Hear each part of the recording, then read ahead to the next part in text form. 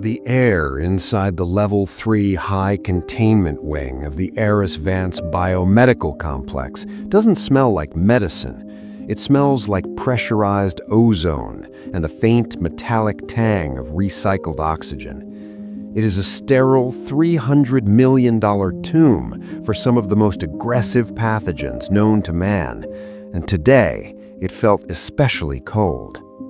I stood in the decontamination lobby, my boots squeaking against the polished epoxy floor. To my left, the floor-to-ceiling glass of the glass cage, as the junior researchers call the observation deck, offered a panoramic view of the primary lab. Inside, Dr. Julian Thorne was holding court. He was the golden boy of private sector virology, dressed in a custom-tailored lab coat that likely cost more than a mid-range sedan. He was gesturing wildly to a group of potential investors, his voice muffled by the thick acoustic dampening. He didn't see me, or rather, he saw a man in a slate-gray utility jumpsuit carrying a heavy, battered Pelican case, and his brain immediately filed me under subsurface maintenance. I checked my watch. 0800. The audit began now. I walked toward the security checkpoint, where a young man with a buzz cut and a perpetual sneer sat behind 3 monitors. His nameplate read Miller. He didn't look up from his phone. "Badge," Miller said, his voice flat. I reached into my pocket and pulled out a standard-issue Aris-Vance contractor pass. It was a temporary card, devoid of high-level clearance markings. I had spent 6 months preparing this entry. If you want to see the rot in a structure, you don't walk through the front door with a brass band. You come in through the basement to see what they're hiding in the dark. "I'm here for the ventilation calibration in Sector 4, I said. My voice was neutral, devoid of the Ivy League inflection Thorne and his peers used as a secret handshake. Miller finally looked up. He scanned my jumpsuit, his eyes lingering on a faint grease stain I'd applied to the sleeve earlier that morning. "The janitor's closet is down the hall, past the incinerator. You're early. The filters aren't scheduled for swap until 10. "The pressure sensors in the airlock are drifting. I need to run a diagnostic on the BSL-3 seals." Miller snorted, a sharp, ugly sound. "Listen, buddy, we've got a venture capital firm from Dubai coming through here in 20 minutes. Dr. Thorne doesn't want some grease monkey dragging a toolbox across his cleanroom floor while he's closing a 9-figure deal. Go sit in the break room. If I see you on the floor before I call you, I'll have your contract terminated before you can pack your lunch." I didn't argue. In my world, the world of high-stakes regulatory enforcement, silence is the most effective data-gathering tool. I walked toward the break room, a cramped, windowless box that smelled of burnt coffee and resentment. Through the thin drywall, I could hear the main lab doors hiss open. Dr. Thorne's voice boomed.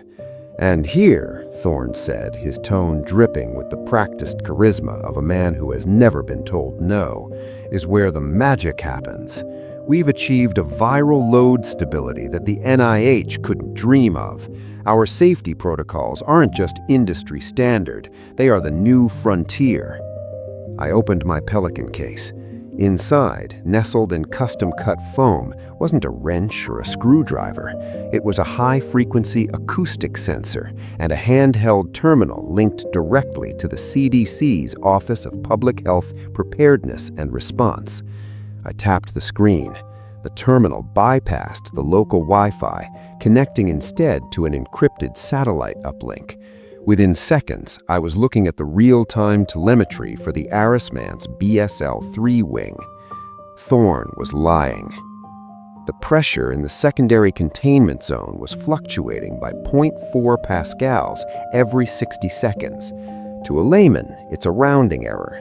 To an auditor, it's a rhythmic failure, a sign that the HVAC system is struggling to maintain a vacuum. If a vial of H5N1 cracked in there right now, the frontier-level safety protocols would be about as effective as a screen door on a submarine. I stood up and walked back to the security desk. Miller was now leaning back, boots on the console.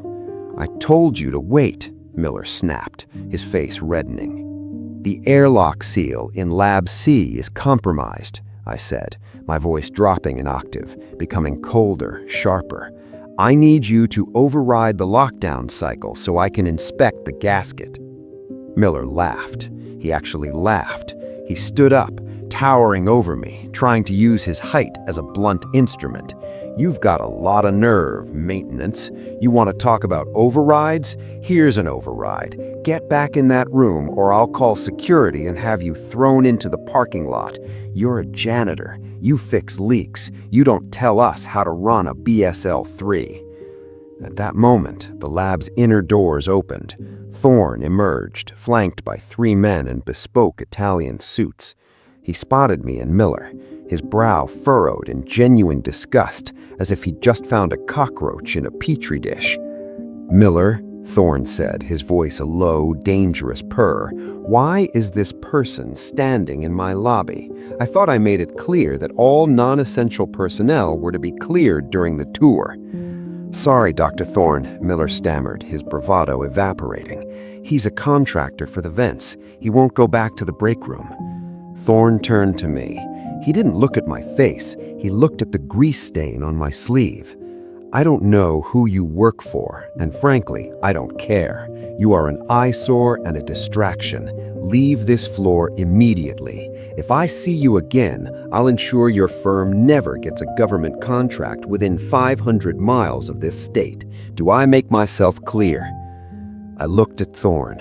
I saw the arrogance, the desperate need for the Dubai money, and the complete lack of awareness that he was standing in a room that was slowly, invisibly, losing its ability to protect the world from the horrors he was brewing inside. "Crystal," I said. I reached into my jumpsuit and pulled out a small black encrypted keycard, one that didn't have the Aris-Vance logo on it.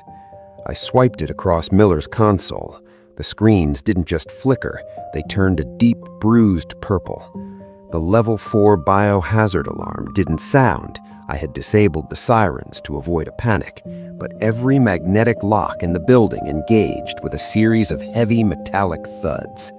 The exits were gone. Thorne's face went pale. "What did you just do?"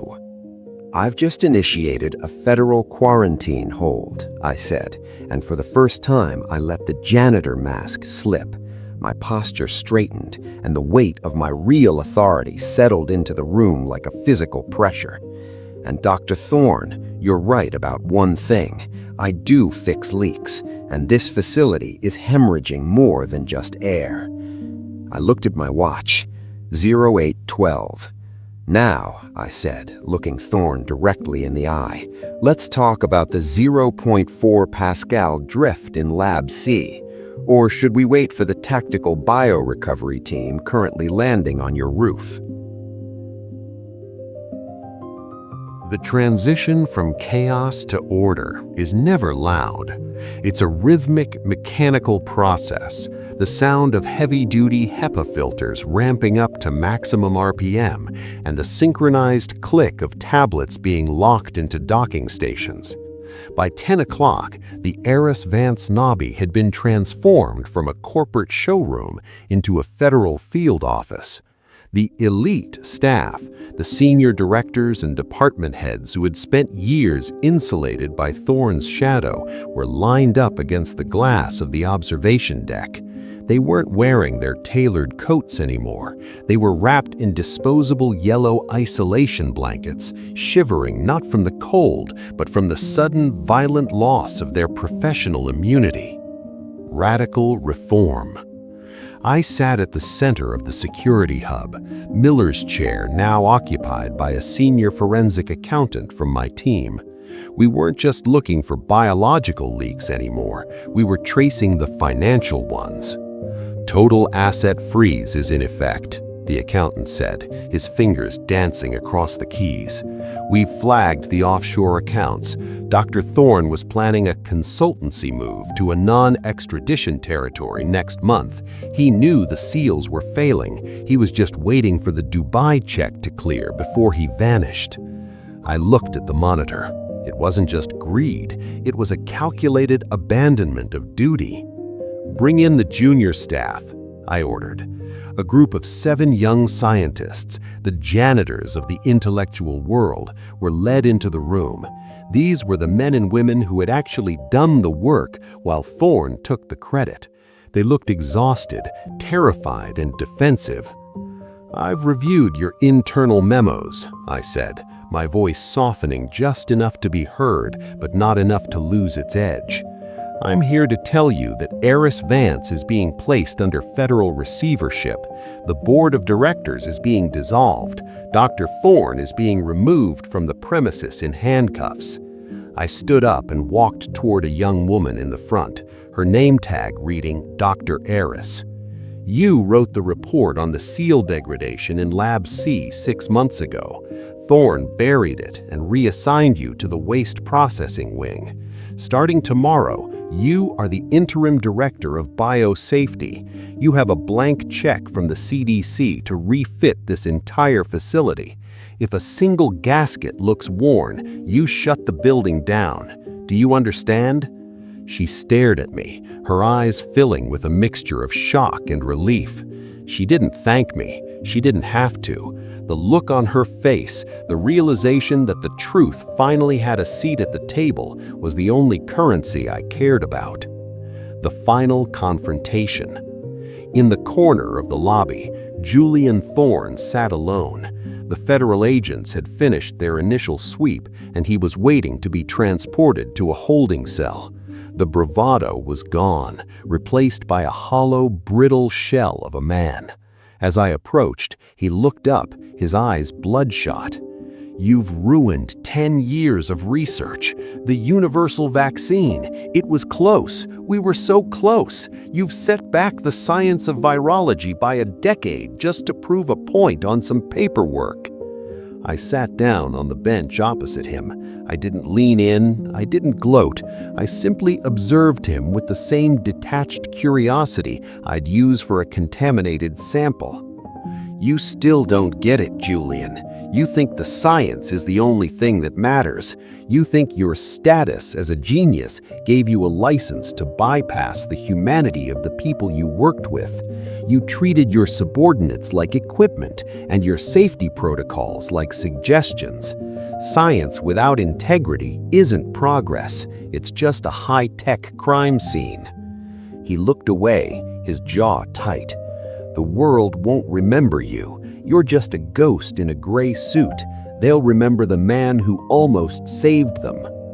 "Actually," I said, stood up and adjusted the cuff of my jumpsuit, "the world won't remember either of us, and that's the point.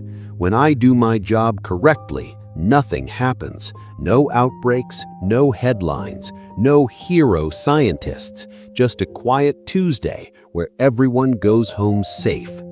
I leaned in then, just close enough so only he could hear.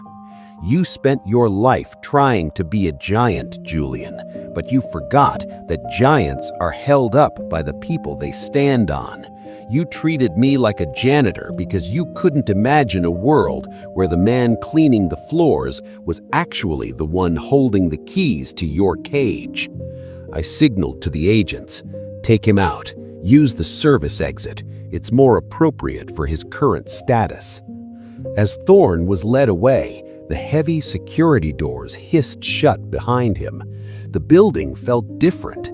The air was still recycled, still metallic, but the tension had bled out of the walls. We live in a world obsessed with the elite. We worship the disruptors, the visionaries, and the men who move fast and break things. We've been conditioned to believe that status is synonymous with value, that the man in the designer coat is inherently worth more than the man in the utility jumpsuit. But systems fail because of a lack of character. They fail because the people at the top stop looking at the foundations. I walked back to my Pelican case and snapped the latches shut. My work here was done. The sensors were calibrated, the rot was excised, and the janitors were now in charge of the house. I walked out of the main entrance, the afternoon sun hitting the glass of the Aris-Vance complex. To the world outside, nothing had changed. The traffic continued, the city hummed, and the sky remained blue. They had no idea how close they had come to a catastrophe, or that a man in a gray jumpsuit had just saved their lives. And that was perfectly fine. Status is a performance, worth is a fact, and in the high-stakes reality of the real world, I'll take the facts every single time.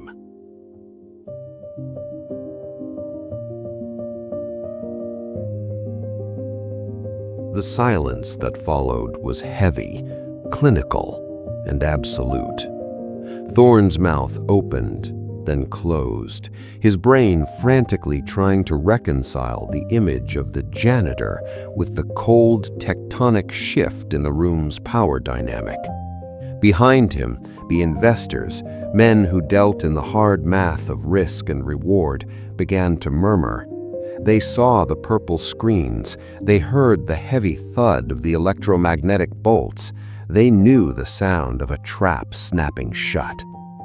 A federal quarantine hold? Thorne finally managed, a nervous tremor undermining his Ivy League baritone. On whose authority? I'm the chief science officer of this facility. I have a direct line to the governor's office. And I have a direct line to the Department of Justice and the Surgeon General, I replied, my voice as level as a horizon line. The governor's office was served with the suspension notice 3 minutes ago. You, however, are just finding out. Miller, still sitting at the desk, tried to reach for the manual override switch. I didn't even look at him. Touch that, Miller, and you're looking at a felony charge for interfering with a federal audit during a biological emergency. Sit on your hands. Miller's hand froze inches from the button. He looked at Thorne, then at me, and slowly retreated. The hierarchy was already dissolving. The systemic reveal. The elevators at the far end of the lobby chimed. The doors didn't open for staff. Instead, they were forced apart by 2 men in tactical gear, followed by a woman in a sharp charcoal gray suit carrying a tablet. This was Sarah Vance, the Aris-Vance CEO's estranged sister and the head of the company's internal compliance, the woman who had quietly become my whistleblower 6 months ago. She didn't look at Thorne, she looked at me. The roof is secure, Sarah said, her voice echoing in the sterile lobby. The CDC Bio-Safety team has seized the server room. We've locked down the physical samples of the H5N1 progenitor strain. Dr. Thorne's private cloud access has been revoked. Thorne stepped forward, his face flushed a deep, ugly crimson. Sarah, what is this? This is a coup. You're destroying the company's valuation. These gentlemen were about to sign a... These gentlemen were about to buy a fraud, Julian, I interrupted. I stepped toward the glass of the observation deck and pointed at the sensors. You've been scrubbing the data. Every time the pressure in Lab C drifted, your software automatically recalibrated the baseline to make it look stable. It's a beautiful piece of code, sophisticated, intellectual, and completely illegal. I turned to the investors. Gentlemen, you're not looking at a breakthrough, you're looking at a pressurized bomb. The seals on the primary centrifuge have been degraded for 3 months. Dr. Thorne here decided that the cost of a 48-hour shutdown to replace a $10,000 gasket was too high a price to pay while he was courting your capital. One of the investors, a man with silver hair and eyes like flint, stepped toward Thorne. Julian, is this true? You told us the facility was at 99% uptime. Uptime is easy when you ignore the alarms, I said. I tapped my handheld terminal, and the glass walls of the observation deck shifted. The opaque privacy tinting faded, revealing the interior of Lab C. Under the harsh UV lights, a team of my technicians, already in full Level A hazmat suits, were placing bright red evidence tape over the equipment Thorne had just been bragging about. The physical collapse of Julian Thorne was a study in gravity. The arrogance that had held his shoulders high for years simply vanished. He slumped against the security desk, the custom-tailored lab coat now looking like a shroud. He looked at Miller, but Miller wouldn't meet his eyes. He looked at Sarah, but she was busy signing the chain of custody forms for the seized hard drives. "You don't understand the science," Thorne whispered, a pathetic attempt at a final stand. "We're on the verge of a universal vaccine. You're a bureaucrat. You're a bean counter with a badge." I'm the man who knows exactly what happens when calculated risk meets a microscopic tear in a polymer seal. I've seen the photos of the 2014 spill in the Kiev labs. I know what a calculated risk looks like when it's being buried in a lead-lined casket. You aren't a visionary, Julian. You're a gambler playing with other people's lives because you're too proud to admit your house is rotting. I pulled a thick packet of documents from the Pelican case. Not blueprints, not maintenance logs, affidavits. This is the testimony from 3 of your junior researchers, the ones you called disposable, the ones you threatened with non-disclosure agreements when they pointed out the drift. They didn't just give me the data, they gave me the emails where you told them to adjust the parameters to satisfy the board. The silver-haired investor turned on his heel and walked toward the exit, his associates following in a silent, synchronized retreat. The 9-figure deal hadn't just died, it had been incinerated. "Miller," I said, looking at the guard, "the federal team needs the keys to the Level 4 freezer, now." Miller didn't hesitate. He stripped the master ring from his belt and handed it to me with trembling fingers. He didn't look at Thorne for permission. He knew who the alpha in the room was now, and it wasn't the man in the designer coat. Thorne watched his empire vanish in the span of 7 minutes. The status quo hadn't just been challenged, it had been erased. The man who treated the world like his private laboratory was now just a person of interest in a federal investigation, trapped in a building he no longer owned, surrounded by people who no longer feared him. I looked at Sarah. "Start the decontamination cycle for the outer lobby. I want Dr. Thorne and his staff processed for potential exposure. Treat them with the same efficiency they showed their subordinates." As the hazmat team began to set up the plastic sheeting, I leaned in close to Thorne one last time. "By the way, Julian, the grease stain on my jumpsuit, it's actually a specialized reagent that reacts to airborne pathogens. It's been turning blue for the last 5 minutes. You might want to hold your breath." I watched the first real flicker of terror cross his face. The tide hadn't just turned, it had gone out, leaving him stranded on the jagged rocks of his own making.